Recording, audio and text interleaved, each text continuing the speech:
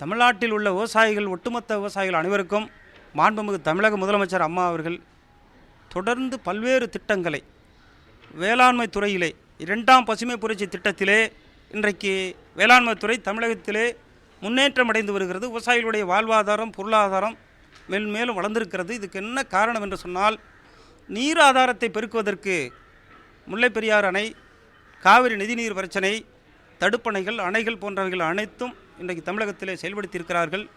தமிழகத்தில் இருக்கின்ற விவசாயிகளுக்கு குறைஞ்ச அளவிலே தண்ணீர் கொண்டு நிறைஞ்ச அளவிலே வருமானம் பெறுவதற்கு, அதிக அளவிலே பாசனம் பெறுவதற்கு சொட்டு நீர் பாசனம் வழங்கியிருக்கிறார்கள்.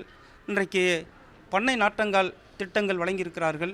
விவசாயிகளுக்கு டிராக்டர், பவர் டில்லர் போன்ற கதிர் அறுக்கும் எந்திரங்கள் போன்றவைகளெல்லாம் மானிய விலையிலே வழங்கியிருக்கிறார்கள். இதனால் விவசாயிகள் தமிழகத்திலே அதிக அளவிலே பயனடைந்திருக்கிறார்கள். இன்றைக்கு தமிழகத்தில் உள்ள அனைத்து விவசாயிகளும் பெரும் மகிழ்ச்சி அடைந்திருக்கிறார்கள். வட்டி இல்லாமல் கூட்டுறவு கடன் பெறுவதற்கு, விவசாயிகள் பட்டா மாற்றம் செய்வதற்கு தேடி அலைகின்ற நிலையெல்லாம் கடந்து கிராமங்கள் தோறும் முகாமிட்டு மனுக்களை பெற்று அந்த இடத்திலேயே இன்றைக்கி மாண்புமிகு தமிழக முதலமைச்சர் அம்மா அவர்கள் அதிகாரிகளை கொண்டு தீர்வு கண்டிருக்கிறார்கள். தமிழகத்திலே மீண்டும் மாண்புமிகு தமிழக முதலமைச்சர் அம்மா அவர்கள் ஆட்சிக்கு வந்தால்தான் விவசாயிகள் மேலும் நல்ல சுபிட்சமாக வாழ முடியும்.